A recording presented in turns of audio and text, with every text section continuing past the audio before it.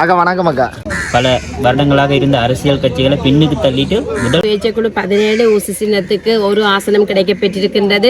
அர்ச்சுனாவின் குழுவில் தமது வெற்றியை கொண்டாடுறதுக்காக அர்ச்சுனாவை வணக்கம் உறவுகளே. இப்போ நாங்கள் தேர்தல் என்ற காலத்தில் தான் நிற்கிறோம். அதாவது மணிக்கூட்டு கோபுரத்துக்கு முற்பகுதியில் இப்போ நிறைய பேருக்கு ஆசனங்கள் என்ன மாதிரி கிடைச்சிருக்கு, அந்த விடயங்கள் அவங்களோட வெற்றி கொண்டாட்டத்தை தான் பார்க்க வரோம். அதை விட இன்னொரு விஷயம், வைத்தியர் அர்ச்சுனாவுக்கு ஒரு சீட் ஒன்று கிடைச்சிருக்கு, ஒரு ஆசனம் ஒன்று கிடைச்சிருக்குது. அது சம்பந்தமான வெற்றி கொண்டாட்டத்தை மேற்கொள்றதுக்காக அவருடைய குழு எல்லாருமே இங்கே காத்திருக்கிறதை நாங்கள் பார்க்கக்கூடிய மாதிரி இருக்கும். மற்றது அர்ச்சுனாவின் வெற்றி கொண்டாட்டத்தை அவரோட செலிப்ரேட் பண்ணுறதுக்காக எல்லாருமே காத்திருக்கிறாங்க.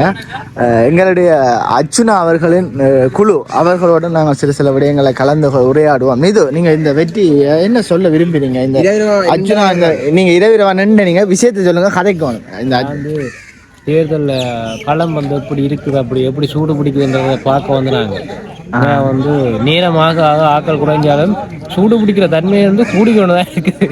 இப்போ எங்கட வைத்தியர் அர்ச்சுனா அவர்களுக்கு ஆசனம் கிடைச்சது. நீங்கள் என்ன வச்சு நியூஸ் ஆக்க வேண்டாம், உண்மையான விஷயம் இதை நான் போடுவேன்.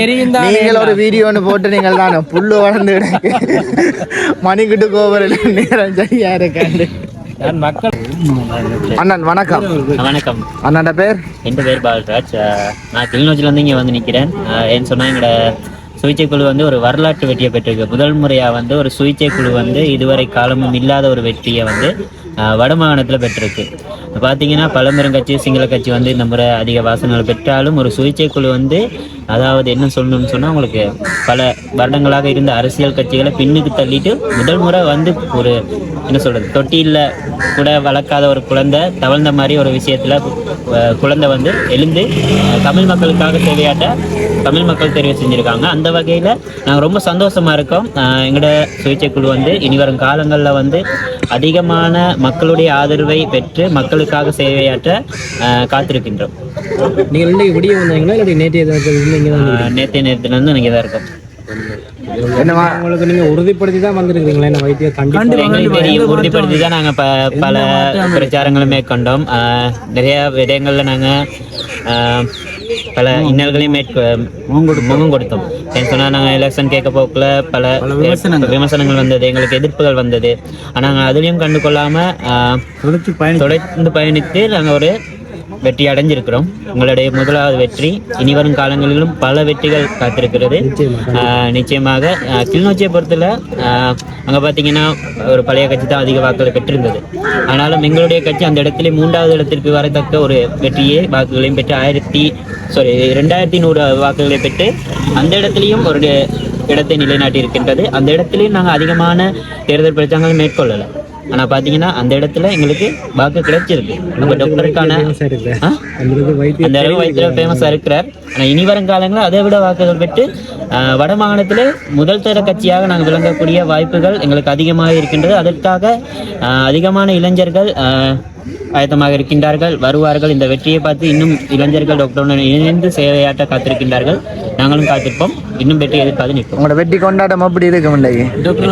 வெற்றி வந்தால் டாக்டர் வர வச்சு வெயிட் பண்ணுறோம். அதுக்காக வெயிட் பண்ணி கொண்டிருக்கோம். எல்லாரும் நித்திரையும் இல்லாமல் போயிட்டு நாங்கள் நைட்டாக நித்திரை முடிச்சு, ஆனால் நித்திரை இல்லை, கண்ணில் நித்திரையே இல்லை. நாங்கள் இந்த நாள் முழுதும் வெற்றியை தான் கொண்டாட போகிறோம். இப்போ வந்து கனகாலமாக இருந்த தமிழ் அரசியல்வாதிகள் எல்லாம் வந்து திருப்பி வீட்டுக்கு அனுப்பப்பட்டிருக்கிறாங்க. அதை பற்றி நீங்கள் என்ன நினைக்கிறீங்க? நிச்சயமாக 15 வருடமாயிட்டு யுத்தம் முடிஞ்சு தமிழ் மக்களுக்கான நிரந்தர தீர்வு வந்து எந்த ஒரு அரசியல்வாதியாலும் இதுவரை காலமும் வழங்கப்படல. சரியா?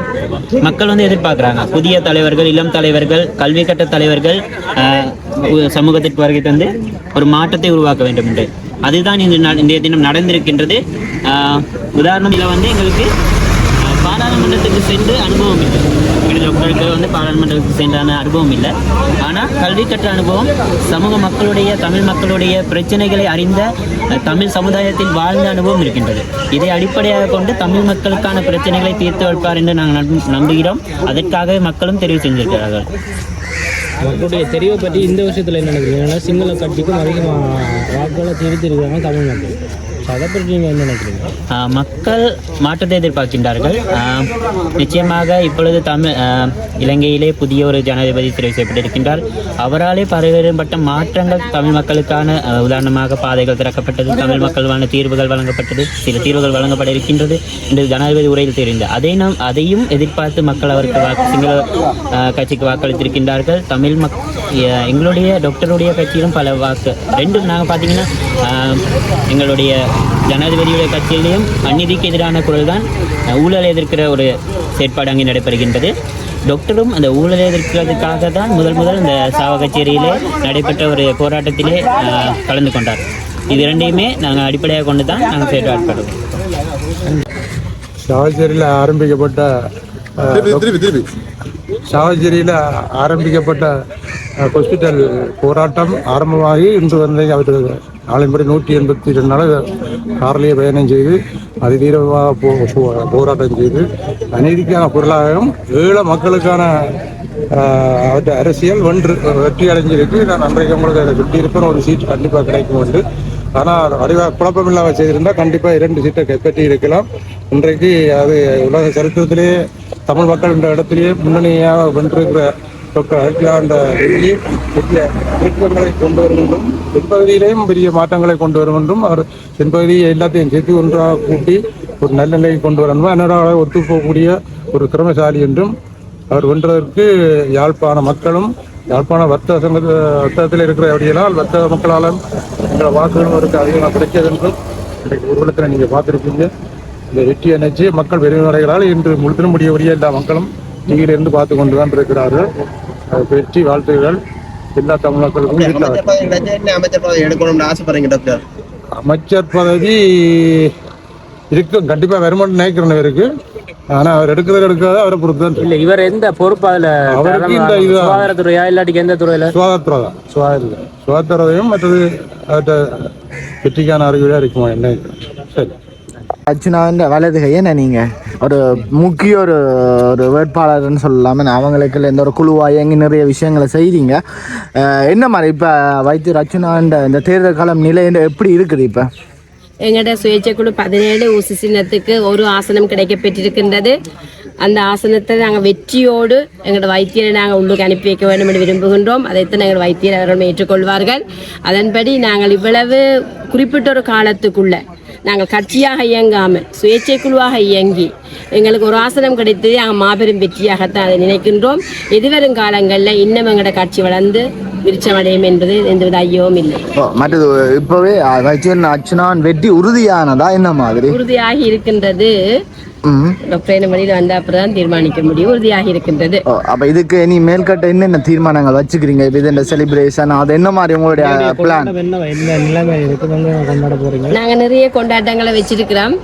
டாக்டர் வந்த அப்புறம் தான் நாங்கள் என்ன முடிவு எடுக்கிறது. தலைமை தானியவர் அவருக்கு நாங்கள் பயணிச்சு கொண்டிருக்கின்றோம். அவர் வந்து சொல்ற முடிவை நாங்கள் ஏற்றுக்கொண்டோம்.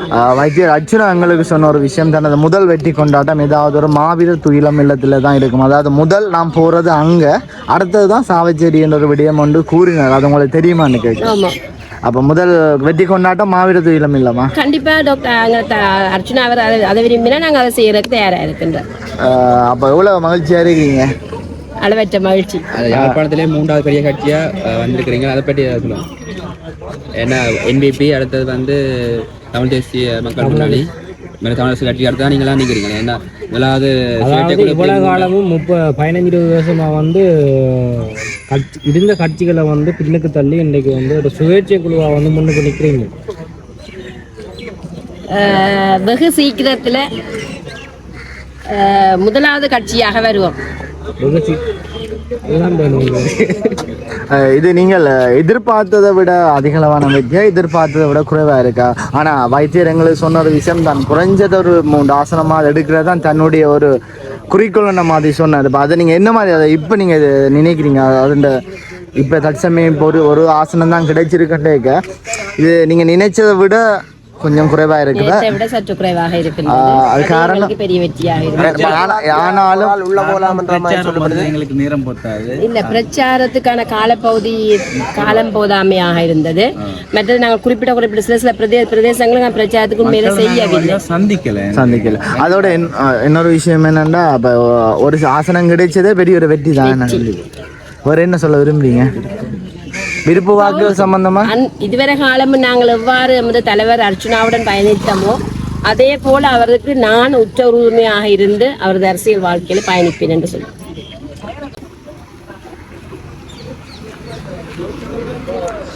பாருங்க, இப்போ நாங்கள் வைத்திருந்த குழுவில் என்னென்ன மாதிரி அவங்களோட வெற்றி கொண்டாட்டம் இருக்குமன்றபடியே தான் நாங்கள் கலந்துருந்தாங்க. இப்போ காலையில் 5:46 டைம் ஆகுது.